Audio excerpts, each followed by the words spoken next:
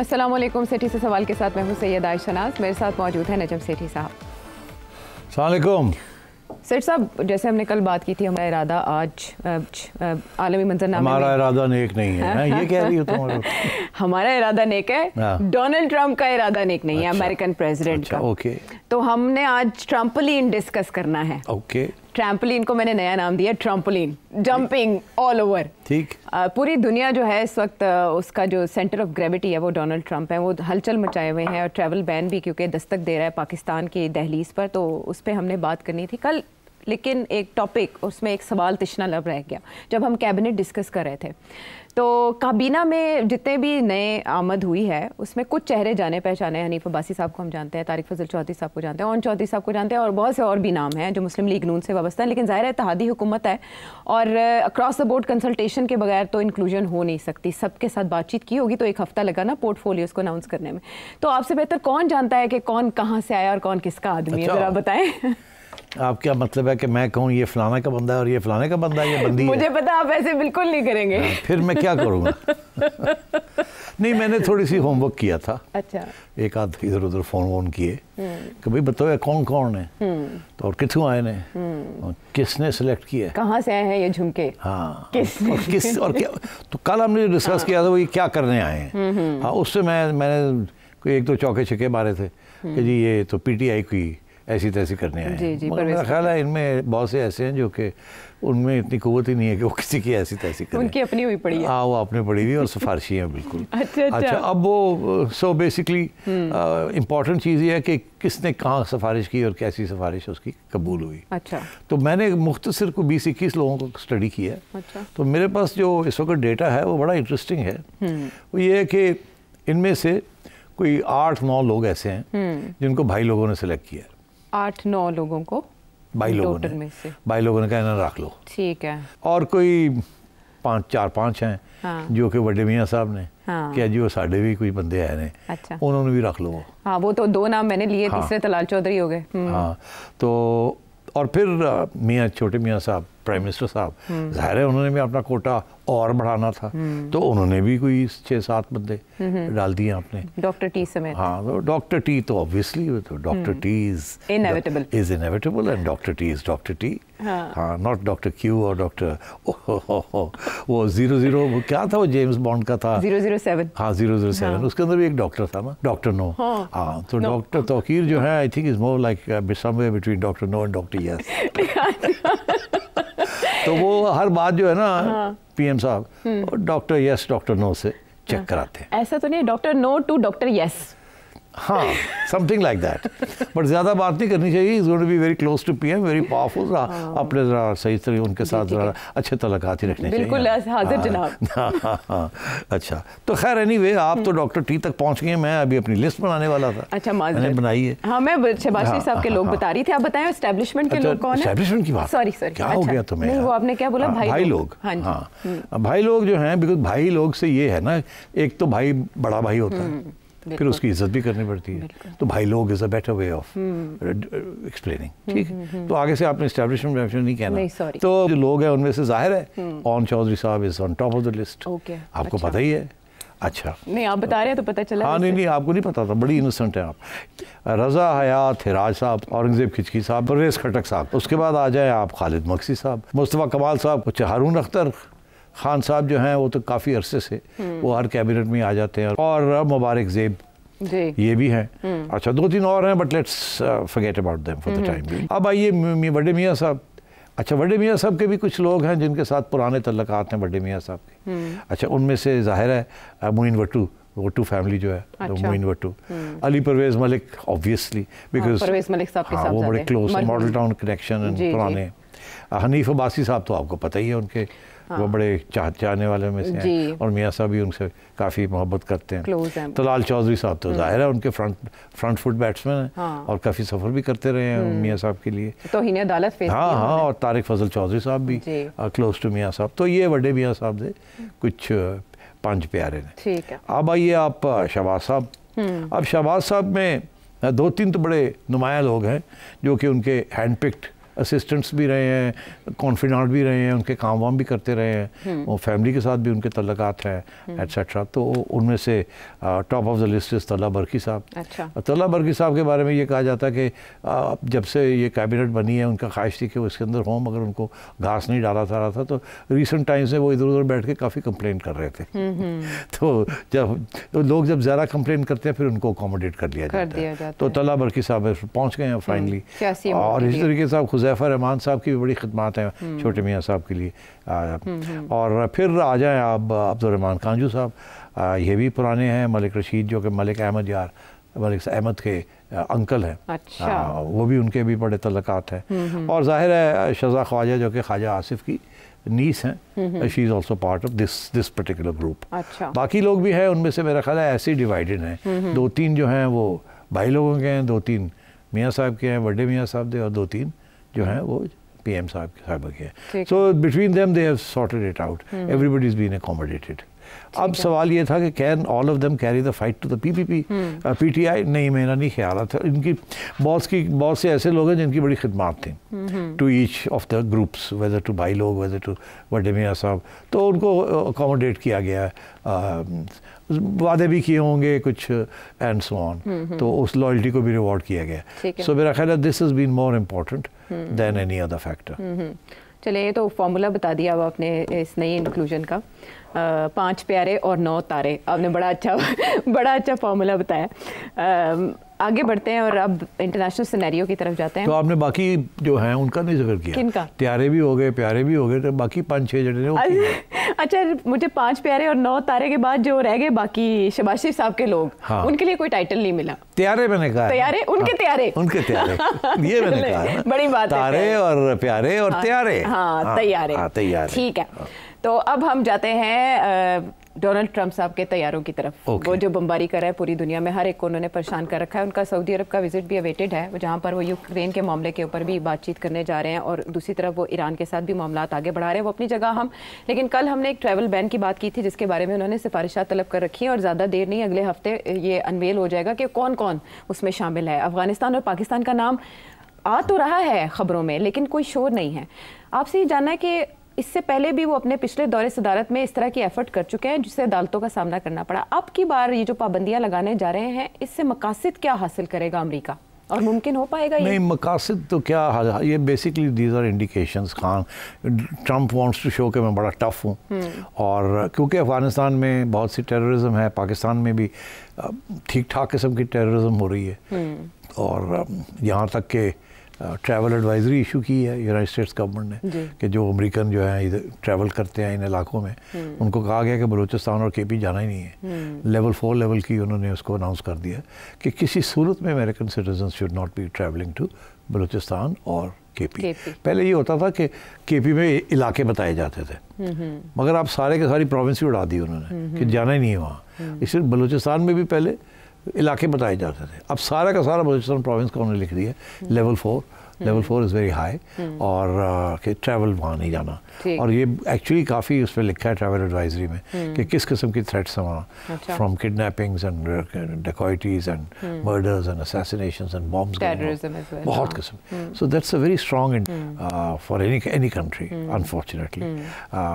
मगर जो सवाल आपने पूछा है कि होगा क्या, आपको याद है 2017 में भी डोनाल्ड ट्रंप ने, जैसे अभी आपने कहा, उसने लगाया था ट्रैवल, इसी किस्म की कोई पाबंदियाँ लगाई थी। 7 ममालिक थे, मुस्लिम ममालिक, तो वो, मगर वो ये नहीं कहा था कि सब anyone from these countries band, उनके ऊपर स्क्रूटनी शुरू हो गई थी कि देख के आने दिया जाएगा, किसी को आने दिया जाएगा, किसी को नहीं आने दिया जाएगा। अब वो ये कह रहा है कि अफगानिस्तान से तो किसी को नहीं आने दिया जाएगा। उसकी वजह जो मेन रीज़न यही है, ये नहीं कि वहाँ से कोई टेररिस्ट उठ के आ जाएगा।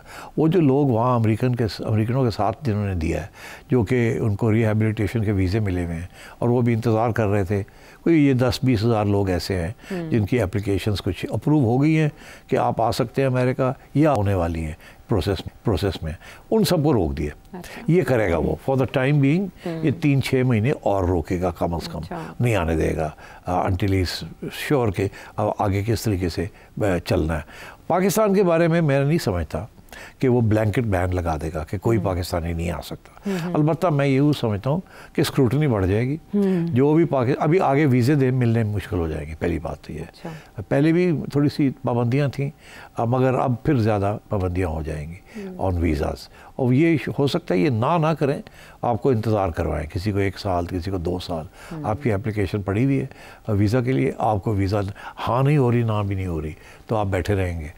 बिकॉज ना करने का तो ये है ना कि फिर आप चैलेंज भी कर सकते हैं। तो इसलिए बेहतर ये है कि ना हाँ ना करना, अंडर कंसिडरेशन।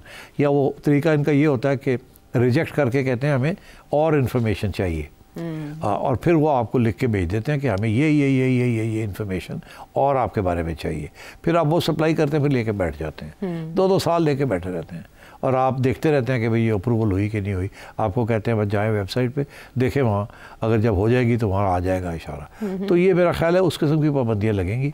और जब आप एयरपोर्ट क्रॉस करेंगे इनटू द यूनाइटेड स्टेट्स, तो उस वक्त भी वहाँ भी स्क्रूटनी होगी, बहुत से सवाल जवाब होंगे and so on. This will apply to people जो कि स्पेशली स्टूडेंट्स एंड जिनके ऊपर शक है कि ये वर्क इमिग्रेशन करने आ रहे हैं, इलीगल बन जाएंगे, आएंगे जाएंगे। अच्छा। और इसी तरीके के साथ आई थिंक फॉर एग्ज़ाम्पल बहुत से लोग ऐसे हैं जो कि 6ठी या 7वीं मंथ ऑफ प्रेगनेंसी में अपनी बीवियों को ले जाते हैं वहाँ, ताकि जो बच्चा पैदा हो डिलीवरी के बाद उसको ऑटोमेटिकली सिटीजनशिप मिल जाती है। उसके ऊपर भी इन्होंने आप पाबंदी लगाने जा रहे हैं। तो वो देखेंगे कि आर यू प्रेग्नेंट और not, they may start asking this question, are you pregnant और नॉट। मेडिकल तो ऑलरेडी वो करते हैं, तो फिर उसमें ये शर्त आ जाएगी। अभी पूछते नहीं है ना ये सवाल, फिर शायद सवाल ये पूछना शुरू कर दें। मैं ये समझता हूँ ये करेंगे क्या कि कुछ पाबंदियाँ तो लगाएंगे, ब्लैंकेट नहीं करेंगे। ये नहीं कहेंगे कि पाकिस्तान से कोई नहीं आ सकता, ये कर नहीं सकते, इसके लिए बड़े प्रॉब्लम्स हैं उनके लिए। मगर ये ज़रूर करेंगे कि कोई एल्गोरिदम बनाएंगे कि जो भी आने वाला है उसको चेक करेंगे वो, और वो एल्गोरिदम जो है वो फैसला करेगा, AI करेगी बेसिकली कि जी ये बंदा जो है इसको रोक दिया जाए या ना रोका जाए। तो कॉशन जिसे कहते हैं ना, तो वो रिस्क कोई नहीं लेंगे। And so a lot of people will be stop from going to America. But क्या ये कि green card holders for example, वो भी देखेंगे कि ये रिसेंट ग्रीन कार्ड होल्डर है या जो वापस जा रहा है अमेरिका। बहुत से लोग तो ग्रीन कार्ड होल्डर्स अमेरिका छोड़ के बाहर आए हुए हैं, कोई पाकिस्तान आया हुआ है, कोई इधर गया हुआ है, तो वो वापस जाएंगे तो उनसे पूछ हो सकती है। ये भी हो सकता है कि दे मे बी रिजेक्टेड, कि भाई अभी आप नहीं आ सकते and so on. So I can't say, मगर what I can say for sure is that blanket across the board नहीं लगेगी। This is what I feel, number 1। Number 2, visas देने बहुत स्ट्रिक्ट क्राइटेरिया होगा। नंबर 3 कि कोई ना कोई रिस्ट्रिक्टिव प्रैक्टिसेस शुरू हो जाएंगी एट एयरपोर्ट्स, ठीक है, सख्तियां बढ़ जाएंगी। और एयरलाइंस को बता दिया जाएगा, for example when people are travelling they may ask the airline will put your data in and say कि अभी हम रिजर्व नहीं कर सकते, we need clearance from the American authorities. So travel के ऊपर भी क्लियरेंसेस चाहिए होंगी, even though you may have your visas and so on. तो it will become a bit difficult, इसमें कोई शक ही नहीं है। सो अपॉइंटमेंट्स ऑलरेडी डिलेड हैं, जो कि डोनाल्ड ट्रंप अमेरिकन प्रेसिडेंट जैसे ही वो हल्फ उठाया उसके बाद से हम देख रहे हैं कि वीज़ाज़ में ये ऑलरेडी लेट हो चुके हैं, डिले हो चुके हैं। शरीफुल्लाह के अरेस्ट के बाद अमेरिकन प्रेसिडेंट का शुक्रिया अदा करना बरमला पाकिस्तान के लिए इज़हार तशक्कुर, उसके बाद अगर ट्रैवल बैन अनाउंस हो जाता है, आपने कहा विद एक्सेप्शंस होगा, क्या वो जो बर्फ़ पिघली है वो दोबारा फ्रीज़ हो जाएगी? नहीं, आई डोंट थिंक सो। वो उस सूरत में मसले बन सकते हैं अगर हम प्रोटेस्ट करें। तो हम पाकिस्तान कुछ नहीं जवाब देगा पाबंदियों के? यूजुअल कि ये क्या किया है क्या नहीं किया, we are talking to the Americans to find out क्या है क्या नहीं है। इससे ज़्यादा पाकिस्तान क्या करेगा, कुछ नहीं कर सकता। It's for the US to decide किसको उसने आने देना है किसको नहीं आने देना। और हमारी तो वो सिचुएशन है ही नहीं ना कि हम ये कहें कि हम भी रेसिप्रोकल पाबंदियाँ लगा रहे हैं कि अगर उन्होंने हमारे साथ ये कि हम भी अमेरिकन सिटीजन, ये हम नहीं करेंगे। हाँ ठीक है, ऐसी चुप करके थोड़ा कहेंगे जी वी आर फाइंडिंग आउट, अभी हमने इंक्वायरी कर रहे हैं किसको अप्लाई करता है किसको नहीं अप्लाई करता, और आप लोग जो भी हैं ज़रा ख्याल करें, जाने से पहले ये चेक कर लें वो चेक कर लें। और we are in touch with the American authorities to find out criteria क्या है क्या नहीं है। इससे ज़्यादा I don't expect Pakistan to start protesting in a aggressive manner. थोड़ी बहुत प्रोटेस्ट तो होती है for the sake of form. हाँ, अलामती एहतजाज होगा। अभी आपने अफगान शहरियों की बात की कि उनके लिए बड़े मसाइल हैं, ना वो यहाँ के हैं ना वहाँ के हैं। उधर पाकिस्तान की जानिब से भी अफगान शहरियों को 31 मार्च की डेडलाइन दे दी गई है, वो भी जो सिटीज़न कार्ड होल्डर भी हैं इवन उनको भी। तो अब अफगान शहरियों का मुस्तकबिल क्या होगा? बुरा है, नॉट गुड।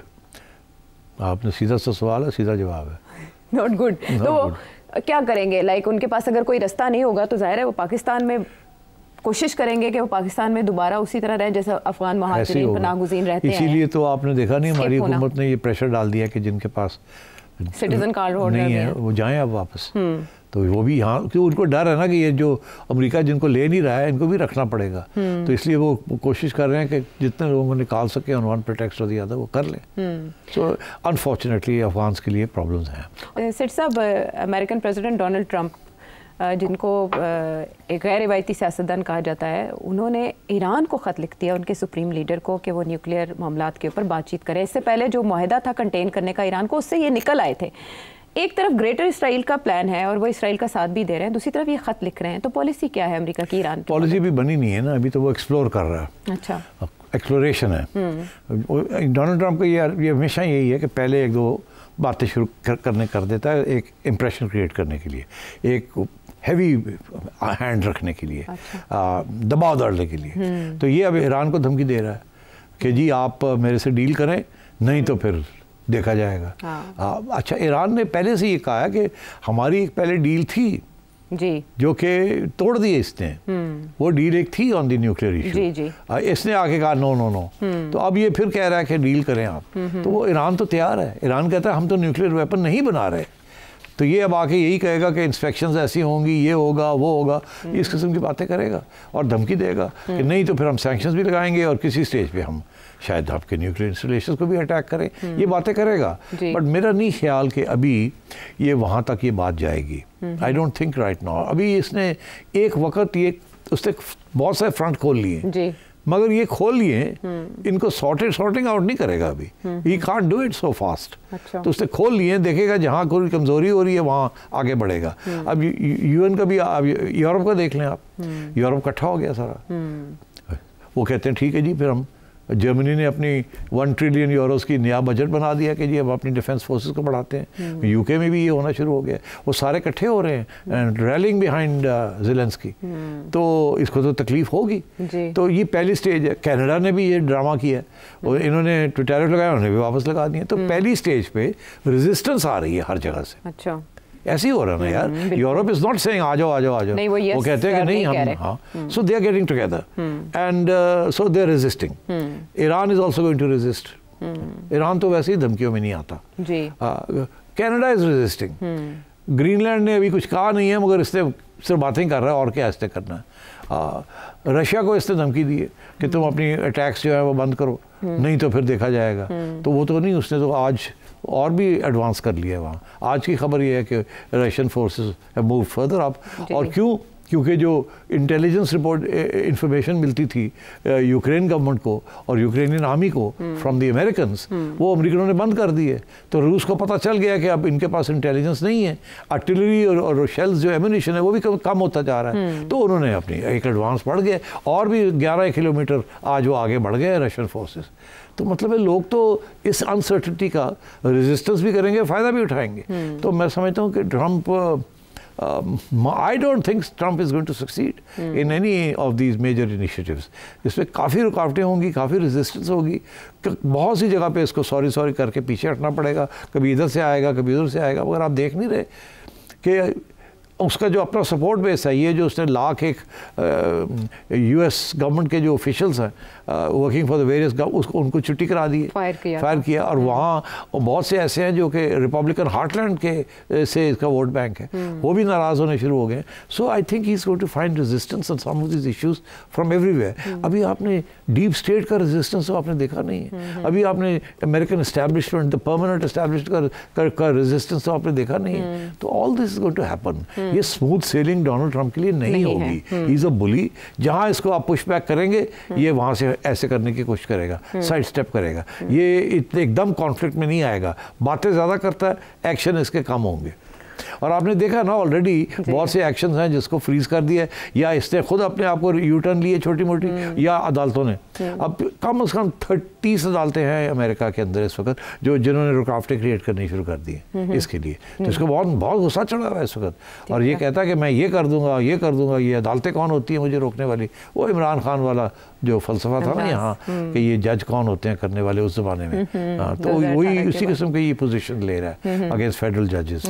इनके इक़्तिदार में आते साथ ही यू वर नॉट इम्प्रेस्ड, आपने तभी बता दिया था कि इन ऐलानात का मुस्तकबिल क्या होगा। लेकिन सेठ साहब, आपने इसराइल की पेशकदमी के बाद इसराइल के हमास के साथ जो मामला जिस अंदाज में चले, आपने एक पेशगोई की थी कि 2025 में ईरान में रजीम चेंज होगी और उसके बाद पाकिस्तान की बारी आएगी। मैंने कहा था कि ये रजीम चेंज का साल है। They will try to do this in Iran, whether they succeed और नॉट। मैंने ये नहीं कहा कि ये कामयाब हो, इसने पूरी कोशिश करनी है, इन्होंने इसराइलीज़ ने, यूरोपियंस ने, कि रजीम चेंज किया जाए। ये बाय द वे ये आज की बात नहीं है, ये काफ़ी अरसे से अमेरिकन की ये कोशिश है कि किसी तरीके के साथ रजीम चेंज की जाए, मगर अभी तक हुआ नहीं है उनसे। इलेक्शंस भी होते हैं ना वहाँ, तो वहाँ ये कोशिश इनकी यही थी कि लिबरल्स जो हैं वहाँ थोड़े बहुत उनको सपोर्ट किया जाए, मगर आई don't think that has happened yet. ठीक है, तो ये है उसका पस मंज़र और सारे मामलात जो अमेरिका के चल रहे हैं। तेहरान की जानिब से कहा गया है शायद वहाँ पर वीकेंड है कि अभी तक ख़त तो मौसूल हुआ नहीं, उसके बाद मज़ीद बात की जाएगी, लेकिन ईरान ने वाज़े कर दिया है कि वो दबाव की पॉलिसी के होते हुए अमेरिका के साथ बातचीत नहीं करेंगे। वापस आते हैं ब्रेक के बाद।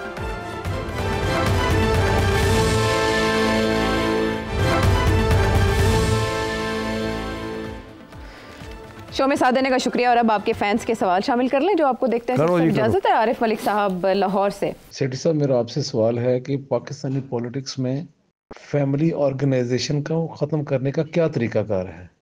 फैमिली ऑर्गेनाइजेशन, यार family is very important in Pakistani culture, and Pakistani culture में अगर इट्स इम्पॉर्टेंट तो फिर पाकिस्तानी पॉलिटिक्स में भी इम्पॉर्टेंट है। ये सिर्फ पाकिस्तान नहीं है, इट इज़ सारा सब कॉन्टिनेंट में ऐसे ही है, इनफैक्ट दुनिया में है, but Pakistan because it's a tribal notion family, and कहीं छोटी फैमिलीज़ हैं कहीं बड़ी हैं। हमेशा शुरू में तो पूरी ट्राइब ही फैमिली थी, फिर वो ब्रेकअप होती गई, now you have the core family, जो कि जैसे हम आप और हम फैमिली समझते हैं, बट यहाँ भी तो एक्सटेंडेड फैमिलीज़ है ना। जब शादी होती है पता नहीं चलता कितने फैमिली है, सो ये नहीं ख़त्म हो सकता, नॉट ओवरनाइट। मगर अगर आप अमेरिका चले जाएँ तो वहाँ family is basically father mother and sons and daughters. एक आध भाई इधर उधर से नज़र आता है आपको, और तो नहीं, और वो भी बिखरे हुए होते हैं। सिमिलरली इन यूरोप, वहाँ the notion of the family is broken down significantly, यहाँ it is still alive and kicking जिसे कहते हैं। तो ये आपका सवाल बेसिकली है कि ये डिनेस्टिक पॉलिटिक्स कब ख़त्म होगी। तो डिनेस्टिक पॉलिटिक्स ख़त्म करने का भी एक तरीका है, आप कानून के तहत उसको ख़त्म कर सकते हैं, और तो कोई तरीका नहीं है। और कानून के तहत कैसे ख़त्म करेंगे? आप बना दें, कानून बना दें कि एक फैमिली जो है उसको डिफ़ाइन कर दें, वो फैमिली क्या है, और कि उसके अंदर फादर मदर ब्रदर सिस्टर और भी अगर 2-3 लोग ऐड करने हैं तो ऐड कर दें, और कहें जी कि ये फैमिली यूनिट है, और इस फैमिली यूनिट में से एक ही बंदा या 2 बंदे इससे ज़्यादा पॉलिटिक्स में हिस्सा नहीं ले सकते at any given time.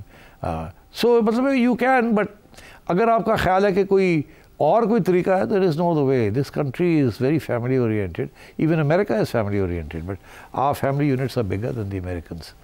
So I don't think there any वे।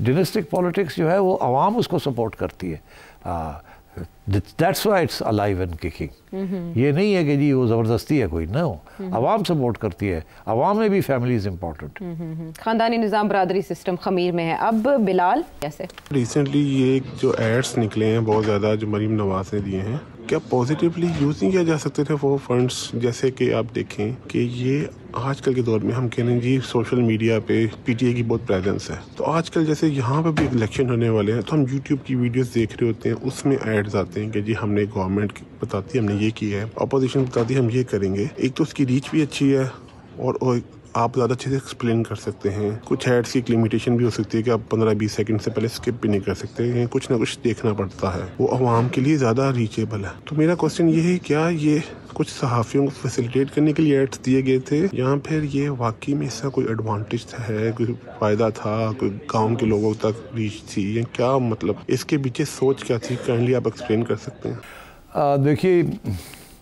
आप सही कह रहे हैं कि this is the digital age, और digital advertising might have been more effective, इसमें कोई शक नहीं है। बट मेरा ख्याल है हमारी जो गवर्नमेंट्स हैं ना, दे आर ओल्ड फैशन्ड। हमारे पॉलिटिशियंस भी जो हैं, स्पेशली नून लीग वाले और पीपल्स पार्टी वाले, ओल्ड फैशन्ड है। तो इन ये अभी भी प्रिंट मीडिया के ऊपर बड़ा रिलाय करते हैं और टेलीविज़न के ऊपर बड़ा रिलाय करते हैं। हालांकि अब आप टेलीविज़न वाले भी जो हमारे प्रोग्राम्स हैं फॉर एग्जांपल, इनमें जो एडवर्टाइजिंग आ रही है सिग्निफिकेंट, बट जितनी पहले आती थी और जो पहले रेट्स मिलते थे वो अब नहीं मिलते। अब डिजिटल एडवर्टाइजिंग जो है या डिजिटल मीडिया जो है इज़ बिकमिंग मोर इम्पॉर्टेंट, इसीलिए हर टीवी चैनल ने अपना एक डिजिटल चैनल्स भी खोल लिए and they are earning significant amounts of money from से YouTube advertising which is YouTube generated, Google generated and so on. तो दुनिया इज़ चेंजिंग। PTI वो पहली जमात थी, सियासी जमात थी जिसने इसको रिकग्नाइज़ किया था कि ये एक बहुत इंपॉर्टेंट एरिया है डिजिटल प्रोपेगेंडा या एडवर्टाइजिंग। मगर आपका जो सवाल के अंदर जो सवाल बिल्ट इन है वो यही है कि क्या इसमें कोई और भी मकसद है इसका कि और वो मकसद बड़ा क्लियर है कि जो प्रिंट मीडिया की जो एडवर्टाइजिंग है वो प्रिंट मीडिया वाले जो मालिक हैं वही इस वक्त टेलीविज़न चैनल्स के मालिक हैं मोस्टली। तो मेरा ख्याल है one way of getting into the good books of the media और द मीडिया ओनर्स इसके मीडिया के लिए बजट्स होने चाहिए, क्योंकि डिजिटल के लिए तो नहीं, वो तो आपको खुद कर सकते हैं। You don't need to advertise on digital, वो तो इंटरनेशनली आप वो करते हैं। तो मेरा ख्याल है दिस इज़ ऑल्सो एक तरीका है ये कि लोकल प्रिंट मीडिया और टीवी मीडिया को आपने सपोर्ट करना है या पिक एंड चूज़ करना है। इमरान खान के ज़माने में कुछ चैनल्स और कुछ अखबारों को बहुत ज़्यादा एडवर्टाइजिंग मिलती थी और कुछ को नहीं इतनी ज़्यादा मिलती थी। अब भी मेरा ख्याल है ऐसी सूरत हाल है, फेवरेट्स को ज़्यादा मिलती है, जो लोग ज़्यादा गवर्नमेंट को सपोर्ट करें उनको ज़्यादा एडवर्टाइजिंग रेवेन्यूज़ मिलते हैं। So I think that's one of the reasons. मगर एक रीज़न इसके साथ साथ वो भी है जिसका मैंने जिक्र किया है, और वो यही है कि नून लीग स्पेशली बड़ी कंजर्वेटिव सियासी जमात है, ये अभी भी प्रिंट मीडिया में बड़ा यकीन रखती है, बिकॉज वो something you can feel it, something it's in your hand. और ये स्पेशली दिस सप्लीमेंट कल्चर, ये पुराना कल्चर है, it will take time.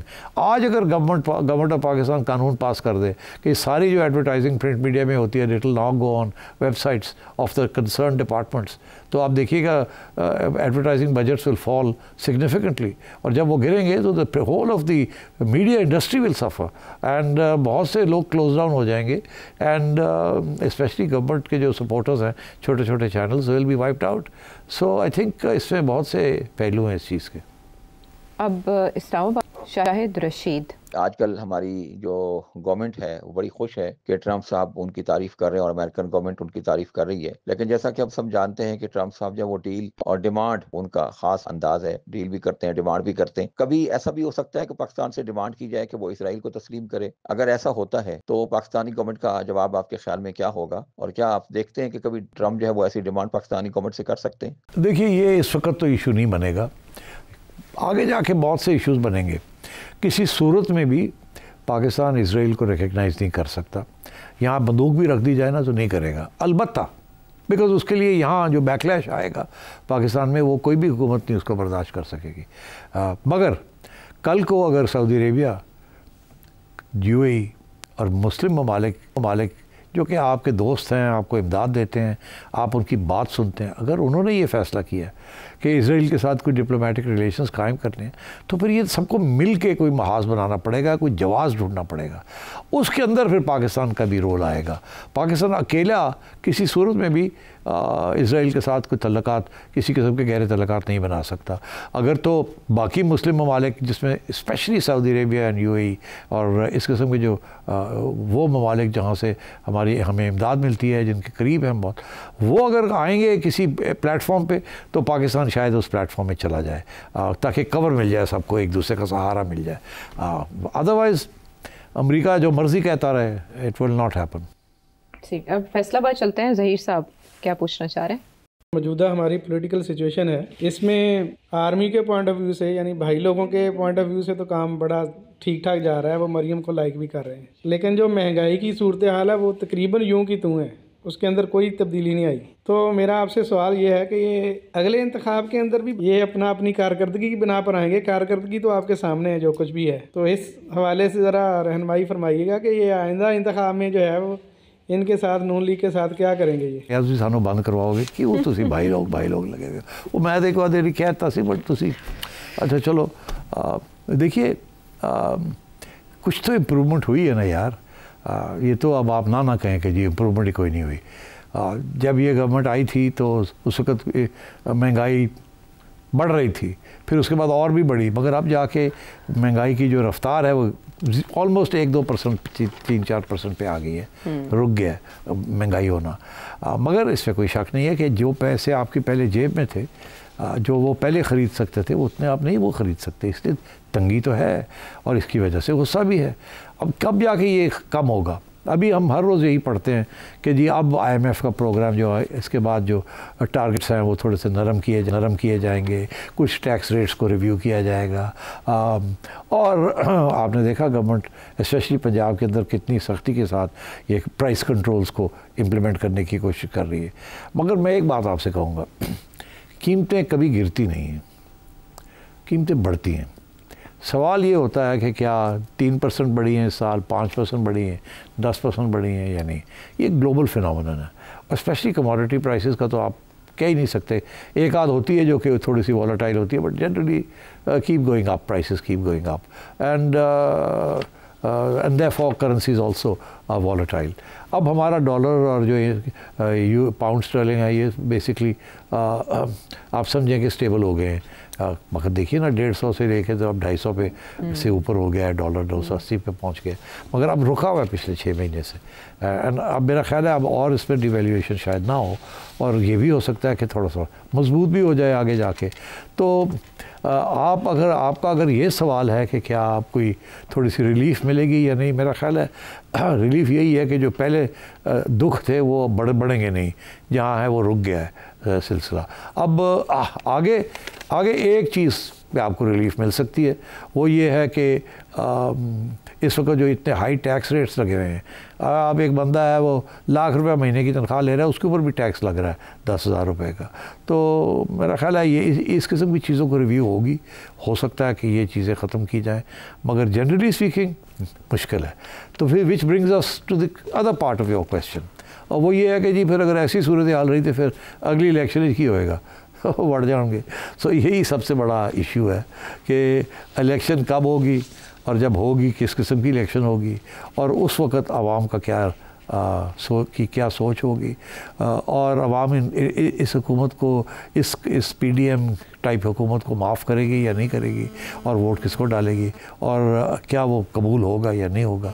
Those are real issues.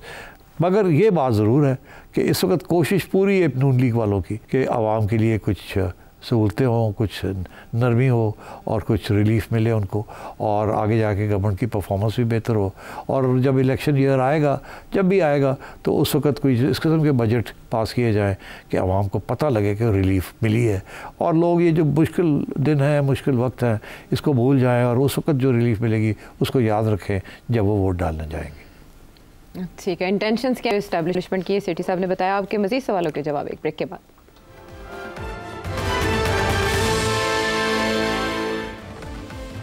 Welcome back to the show. और अब मुल्तान से सैयद सैफुल्लाह गिलानी। क्या ये हो सकता है कि फ़ौज रिस्पॉन्सिबिलिटी ले और काम भी करे, स्ट्रक्चरल रिफॉर्म करे, ज़रूरी इस्लाहात करे, चेंजेस करे, जुडिशरी में चेंजेस करे, और सियासतदान उसको साथ दें, जिस तरह चाइना में हुआ है। चाइना का मॉडल फॉलो बेशक ना करें, लेकिन चाइना की तरक्की तो रिमार्केबल है। हमारे सियासतदानों में कैपेसिटी भी नहीं है, कुछ डर डर के ये काम करते हैं। और फौज एटलीस्ट डिसिप्लिन अदारा है, वहाँ मेरिट पे लोग जाते हैं, उन्हें चांस दिया जाए, वो चांस तो वो ले लेते हैं, लेकिन रिस्पॉन्सिबिलिटी भी लें। Is it possible keeping in view of past history and your experience? नहीं, अब मेरा ख्याल है हमारी आइन जो है ना, वो इस किस्म की इजाज़त नहीं देती कि चाइना के साथ कंपेयर करना इज़ नॉट फेयर। वो तो वन पार्टी स्टेट है, और वहाँ कोई जमहूरी शूरत की डिस्कशंस नहीं है, कोई आज़ाद जुडिशरी नहीं है, नथिंग ऑफ द सॉर्ट। या हम तो यहाँ आज़ाद मीडिया की बात करते हैं, आज़ाद जुडिशरी की बात करते हैं, आज़ाद सियासी जमातों, आज़ाद इलेक्शंस की बात करते हैं। तो इस सूरत हाल में जो आप सोच रहे हैं वो नहीं हो सकता। अलबत्ता ये ज़रूर है कि कोई ना कोई फार्मूला निकाला जा सकता है जिसके साथ ये जो हाइब्रिड रेजीम्स चल रही हैं, और लगता है ऐसे ही है कि ये अब दे हेयर टू स्टे, बिकॉज़ पहले ये था कि इतनी हाइब्रिडिटी नहीं थी, जो सियासी जमात आती थी वो ख़ुद ही अपने फ़ैसले करती थी, और जब भाई लोगों को पसंद नहीं आती थी तो वो उनको डिस्टेबलाइज़ करके फ़ारग कर देते थे।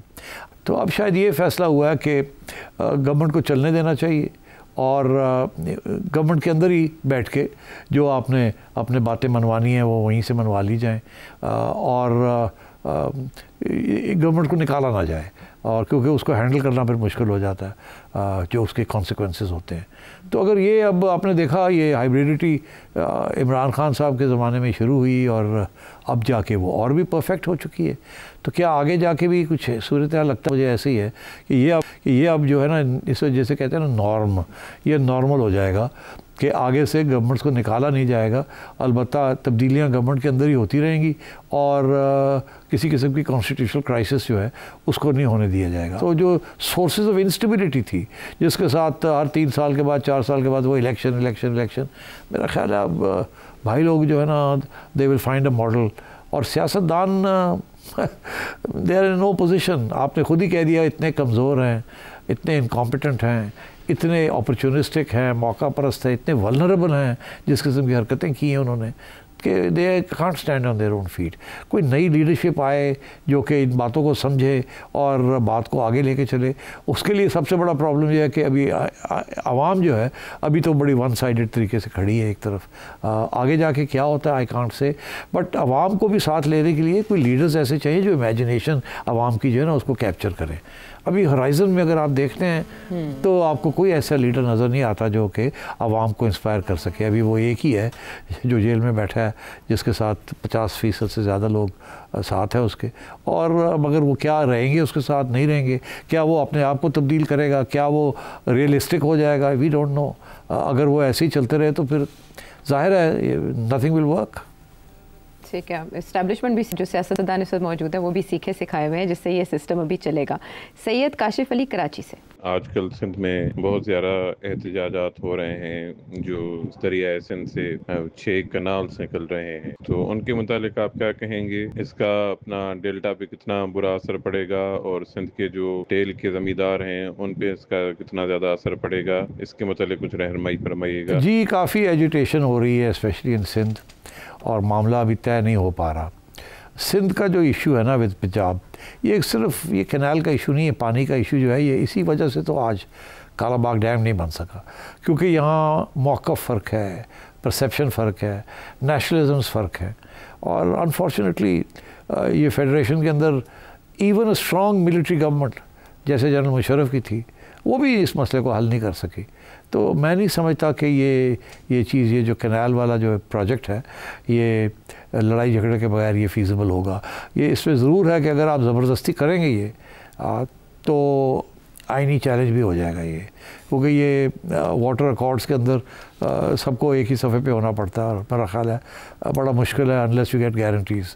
और अभी तो जिस किस्म का मूड है सिंध के अंदर वहाँ सिर्फ उनकी हुकूमत का ये मौक़िफ़ नहीं है, वहाँ तो आम इंटेलेक्चुअल्स और सिंधी नेशनलिस्ट वगैरह सारे शोर डाल रहे हैं, उसके ऊपर तो इत्तेफाक है वहाँ कि यूनिटी है कि नहीं हम नहीं होने देंगे ये। अब ये चोलिस्तान का प्रोजेक्ट है इसके अंदर और भी बड़े सवाल हैं कि इसकी क्या ज़रूरत है एंड सो ऑन। अलबत्ता ये ज़रूर है कि अगर किसी स्टेज पे इस पर सिंध गवर्नमेंट को इन्वॉल्व कर लिया जाए चोलिस्तान प्रोजेक्ट के अंदर, या पीपल्स पार्टी को इन्वॉल्व कर लिया जाए चोलिस्तान प्रोजेक्ट के अंदर कि उनका भी हिस्सा आ जाए इसके अंदर, सिंधियों का हिस्सा आ जाए, तो देन इट्स इज़ पॉसिबल। मगर अभी जिस तरीके से ये कंस्ट्रक्ट किया गया है प्राइवेट सेक्टर, और प्राइवेट सेक्टर जो है उनके तल्लकात किस इदारे के साथ है या कौन कौन वहाँ है इन्फ्लुएंशियल्स हैं, तो आई थिंक अभी तक तो ये प्रॉब्लम चल रहा है। मुझे नज़र नहीं आ रहा कि ये किसी लड़ाई झगड़े के बगैर ये रिजॉल्व होगा और इवेंचुअली मुझे लगता है कि ये कॉन्स्टिट्यूशनल मैटर बन जाएगा। ठीक है, ये है इसका गुलाम मुर्तज़ा उकाड़ा से, फैज़ान मुत्तहिदा अरब अमारात से, इसके अलावा मोहम्मद जुल्फ़िकार चीन से आपने सवालात भेजे, आपका बहुत शुक्रिया। शामिल हम कर नहीं पाए लेकिन आइंदा वाले प्रोग्राम्स के लिए है वादा। अगले प्रोग्राम तक के लिए अल्लाह ने के बाद।